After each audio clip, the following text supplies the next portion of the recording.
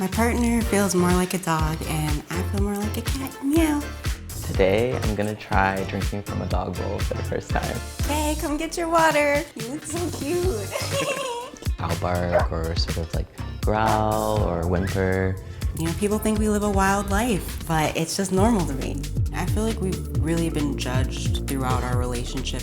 Why do you want to put that out there? Aren't you ashamed to show yourself in this way? I'm Kay, and this is my partner, G. People judge my relationship because I feel more like a dog, and G feels more like a cat. We met online. Yeah, and that was in 2008 during our senior year of high school. These ones or these ones? I think ones. What do you think? Furry or leather floppy? Well, I love the furry ones, you know. Well, you made them both, so. I made them both. G sent me a friend request and I liked some pictures and was like, I like your hat. So I guess I said something first. I started socially transitioning when I was 21, like changing my name and asking people to call me by different pronouns. But physically, I started transitioning in 2018. You thirsty, Kay? You ready for some water? Today, I'm gonna try drinking from a dog bowl for the first time. Kay, come get your water. You look so cute. That was really fun. Definitely made me feel more in touch with my dog identity. The first year we were together, we bought a collar and leash. I guess that was kind of the first time that I started to feel sort of like a dog. I love taking photos of each other and together. It really just helps me like be grounded in my element. I feel like I've always kind of been a cat. From a young age, I had a little cat who like basically grew up with me. Certain things about me are just very cat-like.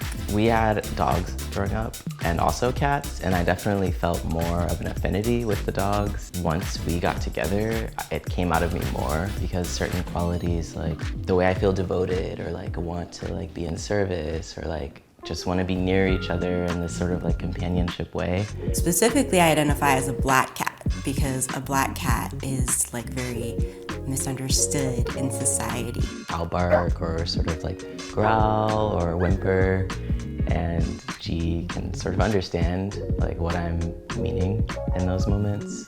I do wear a collar often. This collar in particular is an actual dog collar. Mine says, K, my puppy love forever, and then the back says, if lost, return to G. And mine just says, G, forever by your side, my love. My sister Mia has sent us a letter to tell us how she feels about our relationship. And I'm nervous to read it. When we first got together, she was pretty hesitant. Yeah, I wasn't like full on board support. I'm not really sure how she feels about the cat and dog personas. It's not something I talked to her about. K and G. At the beginning of your relationship, I remember you two being young and oh so in love. K, our mother said it was just a phase. And even though I saw you happy, I think I believed that maybe you're dating G and moving out of state to be with G as soon as you both graduated high school was just a symptom of your rebel ways. With you, I often process things in terms of trying to protect you, doing whatever I can to help you be safe and well. G, it took a while for us to meet, but when we finally did, it didn't take long for me to discover that K had found someone special. I don't know if you know this, but I was suspicious of your introversion at first. Over time, I've learned that is part of your beauty and part of your reflective, observant, and sensitive ways. Although I have an unwavering lens of love and support for y'all, I'd be lying if I didn't say that some of your changes have thrown me for a loop. We started making adult films 12 years ago. Sometimes being like in these personas is included in our adult content, but not always. When you started producing adult content, I had mixed feelings. Nevertheless, it has been interesting to see how that side of your life has evolved through your films, which I have not seen, but I'm proud of y'all for producing. When I learned of it, my eyes grew big and I fell silent, shocked, and alarmed. While it doesn't ever arise in my daily conversation, I'd likely feel a bit awkward if it did. I tend to click away if I see any risque imagery or footage on your socials, and that is pretty much my philosophy. I feel like we've really been judged throughout our relationship on a lot of different things, the way we live our life. You know, people think we live a wild life. but it's just normal to me. People have judged us for just wanting to show something that people think should be private in the public.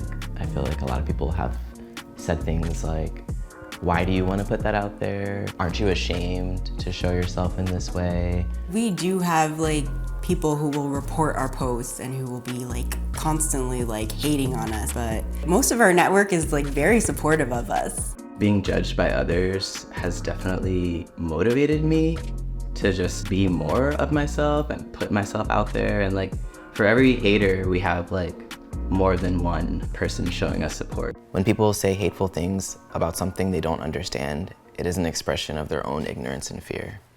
We're gonna go to the local dog park today to run around. Meow. When we've gone for walks, and that's like without the ears, without the mask, just the leash, we've definitely gotten people staring at us. I remember one time a family with a baby in a stroller like shielded their child's eyes from looking at us. People will ask like, can I get on the leash too? People will honk their horns. We usually just laugh. Regarding the cat-dog persona, that is probably the least processed thing for me. I don't think I really understand it. I don't know much about it and tend not to want to see anything that would suggest sexy time with y'all. As two creatives, I see your expression of yourselves and your love as part of the long unfolding of your relationship. It is unique, like you both are, and as long as you are happy and feeling whole in who you are, I am happy for you. Your resilience, forgiving natures, and commitment to caring for one another while honoring yourselves leads me to believe you both will stay together as long as you both desire, which I'm under the impression is for the long haul. With love, Mia. Yay, good job. Thanks. It definitely made me feel emotional.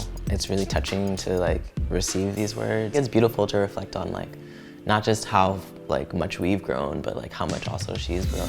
I feel like really like touched, you know? She's so sweet and like it just felt good to be like seen and just like held. I think our relationship works because we really complement each other. What I love most about G is how G is just creative and passionate.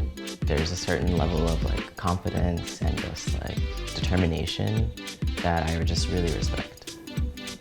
What I love about Kay is I can be myself with you, that you also just make other people feel comfortable to be themselves. I think that that's a superpower for sure. And you're a healer. You help to heal me. You help to heal the world. It's so needed. What I would say to people who judge our relationship is focus on your own self. If you're gonna focus on me, then that's fine. You can be a hater. Like, I welcome it, you know, but all I'm doing is spreading love. And I would just hope that you would do the same. Like, just try to spread love instead of being hateful. And just be yourself, because that's really it.